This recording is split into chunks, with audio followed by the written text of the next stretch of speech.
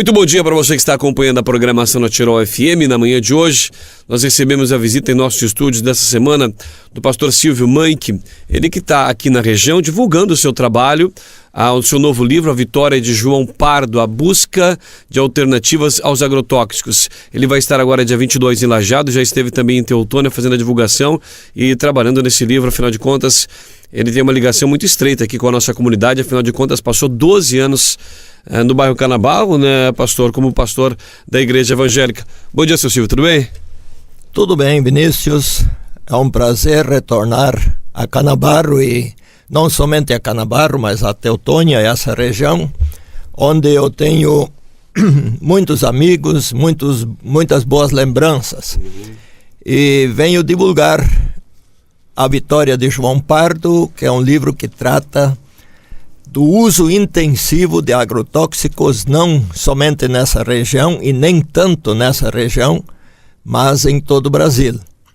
E antes de tudo eu quero expressar meu respeito e também a minha gratidão a agricultoras e agricultores, também os que usam agrotóxicos, porque eles produzem os alimentos que vão à minha mesa.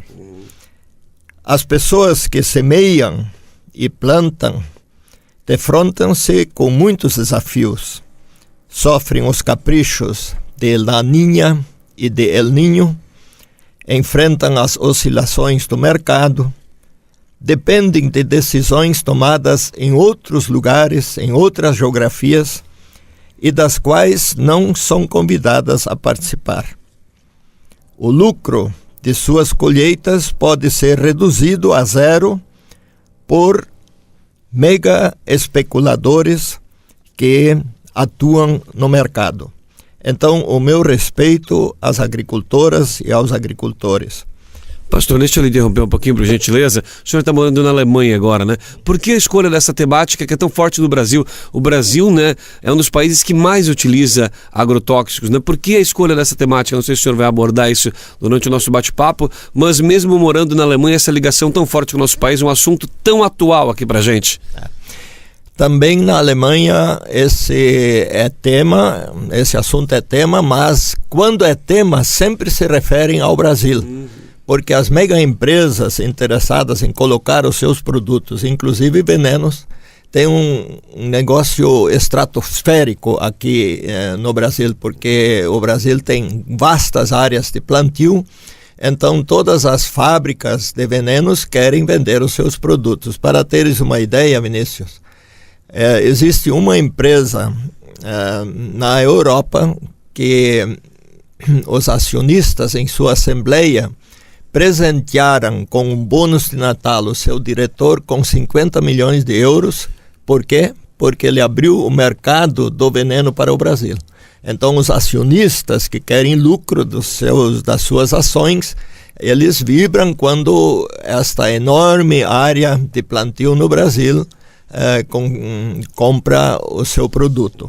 Então, eu cheguei a abordar esse assunto, a escrever esse livro, porque fiz uma viagem com delegações alemães pelo Brasil afora e vi nuvens de veneno sendo despejados sobre plantas que eu e a minha mãe colhíamos com a foicinha para alimentar as vacas, para elas darem mais leite, e essas plantas hoje são vistas como ervas daninhas, por exemplo, a serralha, o dente de leão, o trevinho amarelo, o trevinho verde, e tantas outras plantas que para mim não são ervas daninhas, nem isso, mas são plantas.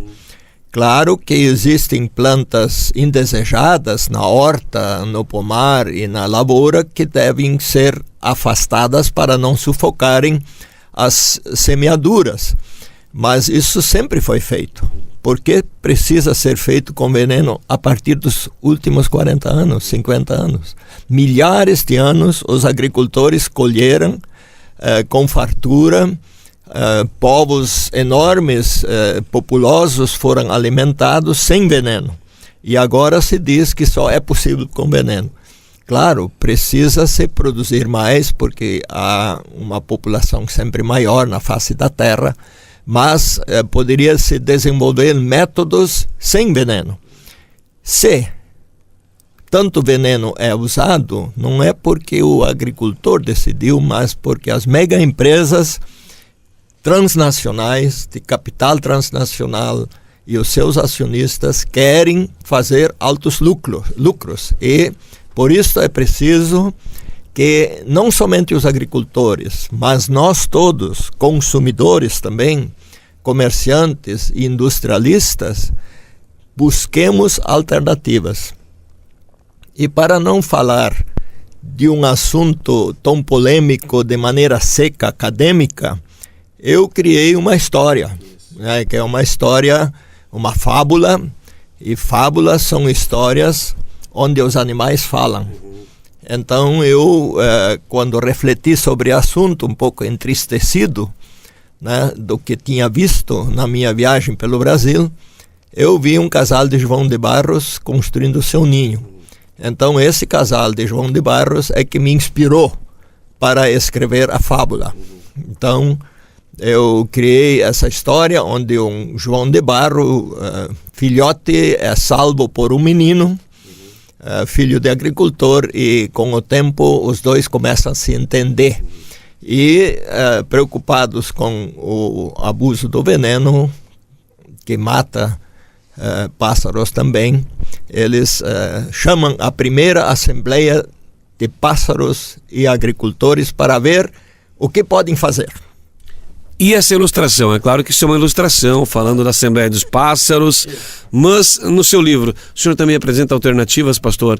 O que é possível buscar? A gente sabe, né, nesse poderio econômico, a gente vê hoje também um crescimento, não sei se o senhor chega a abordar esse ponto, ou pelo menos a divulgação dos produtos orgânicos, né? Embora eles ainda sejam de valores não tão acessíveis à grande população, mas ao mesmo tempo que a gente percebe essa grande essa intensidade muito forte da agroindústria com agrotóxicos, os produtos orgânicos também começam a ganhar talvez um espaço um pouco mais na mídia. O senhor apresenta alternativas nesse livro também dessa Assembleia de Pássaros que foi convocada de forma tão ilustrativa no seu livro? Essa pergunta é muito importante e para respondê-la eu vou ir um passo para trás e dizer que houve convocado pelo Banco Mundial um grupo de 500 cientistas de todas as áreas do saber humano, não só agrônomos, mas também psicólogos, sociólogos, econômicos, né? E de todo mundo que trabalharam durante 4 anos. Imagina, Vinícius, 500 cientistas durante 4 anos. E eles eles se colocaram a pergunta: qual o modelo de produção de alimentos dos últimos 50 anos? Quais os resultados? E que tipo de modelo de produção de alimentos precisamos criar nos próximos 50 anos para alimentar a humanidade que está crescendo sem destruir a natureza? E eles não chegaram a uma conclusão concreta de como deve ser exatamente, mas eles chegaram à conclusão que precisa ter uma união entre o milenar saber e a genialidade e a tradição dos pequenos agricultores, o seu conhecimento, com a pesquisa de laboratório. Então, uma parceria. O que aconteceu no Brasil é que o saber dos agricultores foi abalroado por uma importação de modelo de fora. E esse foi o grande mal. Então o agricultor não é mais autônomo, não é mais o sujeito das suas decisões, porque as decisões são tomadas fora. Então a solução vem de baixo, por aquilo que você mencionou. Pequenos focos estão surgindo em toda parte de agroecologia. Por exemplo, aqui a Escola Agrícola de Teutônia, um pequeno exemplo. Um exemplo um pouco maior, o CAPA, da Igreja Evangélica Luterana. Outro exemplo, a Diocese de Caxias do Sul, né? Se eu fosse mais longe, Acessuar, no oeste do Paraná. Agora foi criada uma das universidades que o governo de Lula criou, que é a Universidade Federal da Fronteira Sul, criou uma faculdade de agroecologia, uma coisa nova para os filhos de agricultores aprenderem a fazer agricultura sem venenos, né? Então, tem que surgir de baixo para cima, porque de cima para baixo acontece o contrário. Esse golpe que aconteceu ultimamente é justamente para fazer o contrário, né? Para abrir a venda de terras para estrangeiros, para derrubar mais a Amazônia e tal, né? Então, a solução tem que vir de baixo, que as pessoas têm que se revoltar com a comida envenenada que vem na mesa, porque a Anvisa faz pouco tempo, algumas semanas, divulgou que 28% dos alimentos que estão no mercado e que foram pesquisados pela Anvisa, que é o órgão responsável pela saúde dos alimentos que vem na mesa, trazem resíduos de veneno acima do permitido para a saúde humana. Então, nós queremos comer o quê? Queremos comer veneno ou queremos comer produtos saudáveis? Por isso eu antes falei que o assunto não é só dos agricultores, é também do consumidor. Então, é um processo longo, eu não trago a solução concreta. Eu quero, com o meu livro, conversar com as pessoas e despertar a sensibilidade para a beleza da natureza. Inclusive, a capa do meu livro já traz uma foto onde mostra que a natureza, apesar de ser destruída pelo veneno, pelo fogo, ela sempre de novo se renova. Floresce. Então, o ser humano insiste na monocultura e no veneno, mas a natureza insiste na multiformidade da vida, insiste na biodiversidade. E eu gostaria que as pessoas, cada vez mais, assim como eu também aprendi, a gostar da biodiversidade, ou seja, das múltiplas formas de vida. Então, uma borboleta não é praga, uma borboleta é um ser vivo. Uma libélula não é praga, é um ser vivo. As abelhas estão sendo destruídas. Eu tenho um amigo aqui em Languiru que cultiva em torno de 100 caixas de abelhas e ele me disse que tem 40 tipos de abelhas sem ferrão. Você sabia disso, Vinícius?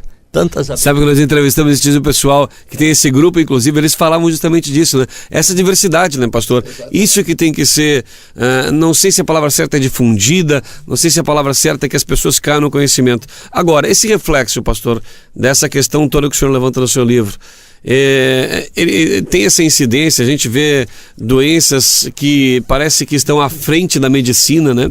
Que a própria medicina não acompanha mais. Só para localizar o nosso ouvinte na manhã de hoje, nós estamos conversando com o pastor Silvio Manck, está lançando o seu livro A Vitória de João Pardo, na busca de alternativas aos agrotóxicos. Essa questão de doenças que tem surgido, o câncer, que a gente sabe o quanto, os números absurdos de câncer, isso tem um vínculo, é possível vincular também? E eu lhe pergunto, na Europa a questão do agrotóxico ela é tão prevista como tão preocupante quanto aqui no Brasil? Ou de fato, o senhor já falou isso também, quando se fala em agrotóxicos, o Brasil hoje é a meca do mundo? Bom, na Europa há uma grande preocupação. Tanto é que a União Europeia discutiu este assunto, se o glifosato deve ser proibido ou não. Então, chegaram a um consenso de permitir um prolongamento de 6 meses do uso dele. E dentro de 6 meses, agora restam 4 ou 5 meses, né? O assunto vai ser levantado de novo. A Alemanha ficou neutra, porque ali estão as grandes empresas, né? Algumas das grandes empresas, né? Outros votaram a favor da proibição imediata e outros ficaram a favor da continuação. Holanda e Dinamarca já proibiram, né, o glifosato, que é a base dos agrotóxicos. Então a preocupação é muito grande, mas é polêmica quanto à saúde. Por exemplo, o glifosato Roundup é muito provavelmente cancerígeno, concluiu a Agência de Pesquisa do Câncer ligada à Organização Mundial de Saúde em julho de 2015. Ele ainda não tem a coragem de dizer que é, mas diz assim, é muito provavelmente. Bom, meio ano depois, o Instituto do Meio Ambiente de Munique, ele se manifestou de uma maneira muito contraditória. Ele disse que provavelmente não é, mas concluiu que em todas as cervejas pesquisadas na Alemanha, veja só, na cerveja, entre 0,46 e 29,4 milésimos de gramas de resíduos. Na água é permitido somente 0,1 milésimos. Se está acima, dizem que não convém mais tomar, porque prejudica a saúde. Na cerveja, de 5 a 30 vezes mais, e o Instituto diz que não é prejudicial, porque ele diz, porque as cervejarias têm muita força na Alemanha. Então você vê a contraditoriedade. O que é certo, respondendo à tua pergunta sobre a saúde, certo é que o glifosato age sobre os hormônios de animais e seres humanos. Por isso, não basta perguntar quantos milionésimos de gramas hoje constatados são prejudiciais à saúde e ao organismo. Muito mais importante é saber se o acúmulo ao longo do tempo de resíduos nos organismos animais e humanos irão afetar. E essa pesquisa não se fez, por exemplo, no Rio Grande do Sul, onde começou o boom do soja no noroeste catarinense. Há 40 anos está se despejando veneno sobre as lavouras. Então ali deve se perguntar se o acúmulo durante os anos, e é a região que tem mais câncer. Ali a região das Missões, né? Ijuí, Santo Ângelo, Santa Rosa, é a maior incidência de câncer. E há um médico, o Valdir Franque de Ijuí, que diz claramente, é uma grande responsável pelo número elevadíssimo de câncer, o glifosato. Mas é polêmico essa questão, sim. Veja, diz...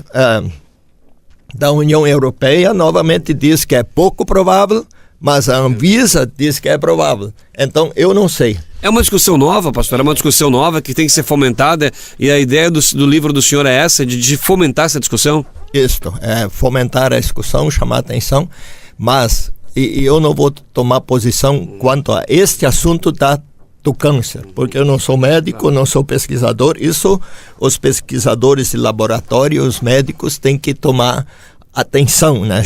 Ficar atentos. Agora, o que eu sei é o que os meus olhos veem, que é a destruição da biodiversidade.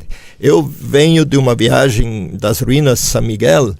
Entre as ruínas de São Miguel, que abrangem São Miguel, Santo Ângelo, Ijuí, Júlio de Castilhos e Cruz Alta, 4 horas de viagem de carro, você não vê mais árvores, você não vê mais natureza, você vê alguns pés de eucalipto. Isso é agricultura?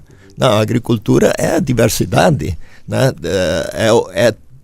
Agricultores devem trabalhar com a natureza e não contra a natureza. Se nós trabalharmos contra a natureza, isso é científico, nós precisaremos, dentro de poucos anos, de 2 planetas para produzir alimentos para 9 bilhões de pessoas que a humanidade vai contar dentro de 30, 40 anos. Então, se todos queremos chegar ao modo de consumo e de produção de alimentos como os Estados Unidos, nós precisaríamos de 4 planetas. Se todos... consumíssemos e produzíssemos e gastássemos e destruíssemos como a Alemanha, nós precisaríamos de 2,6 planetas. E onde vamos buscar? Um outro exemplo. No dia 13 de agosto do ano passado, a humanidade tinha gasto os recursos do planeta Terra que a Terra pode regenerar num ano. Então, em 13 de agosto já estava gasto. A partir do dia 14 de agosto, a humanidade viveu do crédito. E isso está se acentuando a cada ano. Então, não somente é desejável que haja uma mudança de paradigma, uma mudança de pensamento, mas é necessário, porque nós estamos nos destruindo. Da nossa sobrevivência, né? É a sobrevivência da humanidade. Bom, e agora eu vou te dizer brincando, Vinícius, eu não sei se é tão importante que o ser humano sobreviva. Se o ser humano terminar, a outra parte da natureza vai estar minha chance, porque quem destrói a natureza é o ser humano. Então, se o ser humano se destruir dentro de algumas décadas ou alguns séculos, então sim, a natureza vai ter chance de se regenerar. Ou o ser humano muda de mentalidade, muda de paradigma, muda de maneira de pensar, se alegra de novo com a natureza em vez de destruí-la, então, ou vai se destruir. E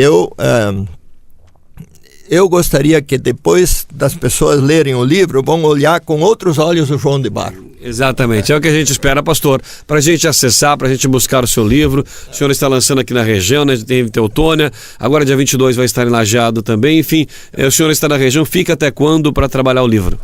Eu estarei agora, dia 10, sábado que vem, toda tarde, na sede do Sino do Taquari, ao lado do Centro Administrativo, onde também estarei no domingo de manhã, das 8 ao meio-dia, e eu terei prazer não somente de vender o livro, mas de rever amigos e colegas, pessoas que eu batizei, pessoas que eu confirmei, eu fiz o casamento, convivi, teria prazer em recebê-los e também autografar um livro para eles, né, para você que está me ouvindo. E quem não tiver oportunidade, o livro também pode ser depois solicitado com os meus colegas pastores, ou então por e-mail entrar em contato com a editora Sinodal, pedidos@editorasinodal.com.br, pode ser encomendado o livro. Bacana, pastor Silvio Mank, que esteve conosco na programação da Tirol FM hoje pela manhã. Pastor, para nós finalizarmos, quantos livros nessa temática o senhor já escreveu? O primeiro livro que eu escrevi sobre isso chamava-se Terra de Deus, Terra para Todos. Foi em 1982, quando a Igreja Evangélica de Confissão Luterana no Brasil escolheu o tema do ano, Terra de Deus, Terra para Todos. Eu fiz um hino para essa temática e escrevi um livro. E depois eu escrevi esse livro que eu até trouxe aqui, Quem Vai Alimentar o Mundo, que são histórias de pessoas que produzem alimentos. Depois que eu fiz uma viagem pelo Brasil e contactei com grandes lavoureiros, com pequenos agricultores ecológicos, quilombolas, indígenas, pantaneiros, todos os atores da produção de alimentos, eu escrevi esse livro.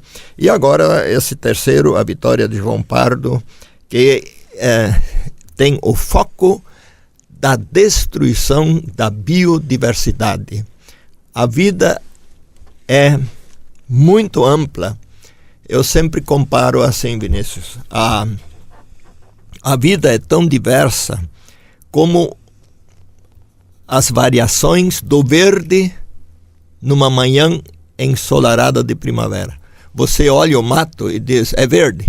Se você olha mais de perto, você vai ver que tem muitos verdes, desde o azul até o amarelo, todas as variações.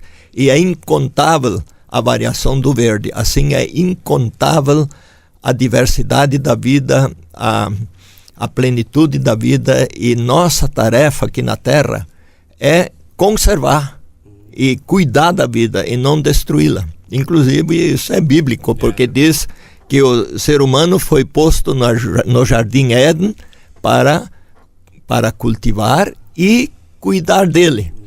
E o Jardim Éden é a minha horta, é a minha picada, é o rio, é a minha pequena mata, é a árvore. Isso é o Jardim Éden aqui. O Jardim Éden não é lá em algum lugar, o Jardim Éden é aqui.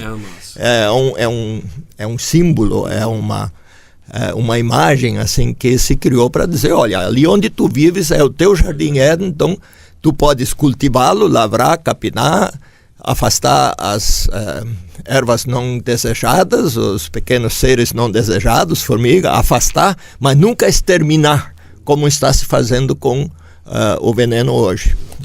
Pastor Silvio Mãe, que esteve aqui na Tirol FM, obrigado, pastor, sucesso em mais essa edição do seu livro, mais esse livro que o senhor está lançando por aqui, e quando estiveres aqui na região novamente, por favor, nos faça uma visita.